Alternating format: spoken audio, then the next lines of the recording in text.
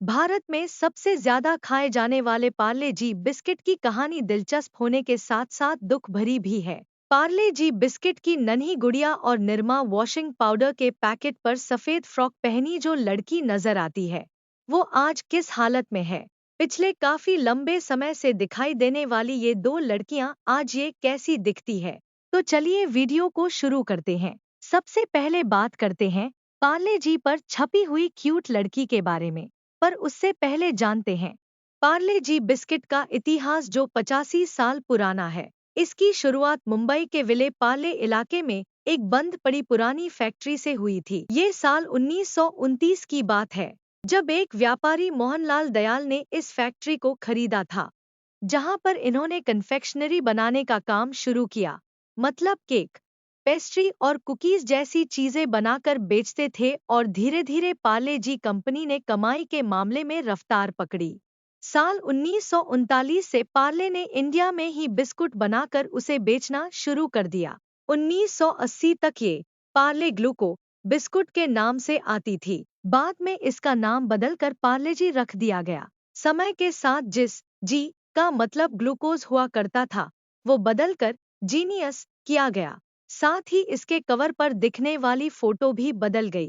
पहले इसके कवर पर गायें और ग्वालन बनी होती थी, लेकिन बाद के दशक में उस ग्वालन को इस प्यारी सी बच्ची ने रिप्लेस कर दिया, जिसे लेकर लोगों ने खूब चर्चा की है। इसके रैपर का कलर शुरू से ही सफेद और पीला रहा है, लेकिन इसके ऊपर दिखने वाली बच्ची को लेकर बहुत बार बहस हो चुकी है। नीरू देशपांडे, सुधा मूर्ति, आईटी इंडस्ट्रियलिस्ट नारायण मूर्ति की पत्नी और गुंजन गंडानिया नाम की 3 महिलाओं के इस बच्ची होने का दावा किया जाता रहा है, लेकिन मीडिया में नीरू देशपांडे को ही ये बच्ची माना गया है। पर कुछ साल पहले जब मीडिया में इस तरह की खबरें फैली तो मजबूरन पार्ले जी के प्रोडक्ट मैनेजर को सामने आना पड़ा और उन्होंने साफ तौर पर कह दिया था कि पैकेट पर दिखने वाली बच्ची की तस्वीर का वास्ता किसी से नहीं है।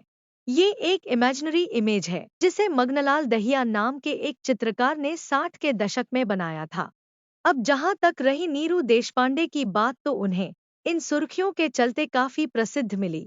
वर्तमान में नीरू देशपांडे लगभग 74 साल की है और इस वक्त नागपुर में रह रही है। ऐसा कहा जाता है कि जब नीरू की उम्र 3-4 साल थी, तब इनके पिता ने इनकी एक ऐसी ही फोटो खींची थी। हालांकि इनके पिता प्रोफेशनल फोटोग्राफर नहीं थे, लेकिन उनकी खींची यह तस्वीर काफी अच्छी आई थी। इस बीच एक दिन किसी शख्स की नज़र इस तस्वीर पर पड़ी, जिनका संबंध पार्ले जी वालों से था। फिर क्या ये तस्वीर बिस्कुट के पैकेट पर छप गई? ऐसी फोटो वायरल की गई।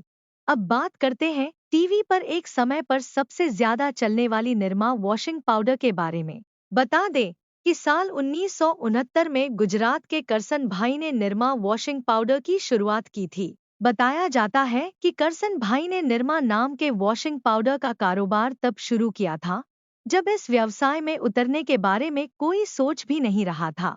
इन्होंने एक जमाने में घर घर जाकर अपना वॉशिंग पाउडर बेचा था। हालांकि इन्होंने आखिरकार क्यों निरमा वॉशिंग पाउडर पर इस लड़की को छापा है, ये कहानी दिलचस्प होने के साथ साथ दुख भरी भी है।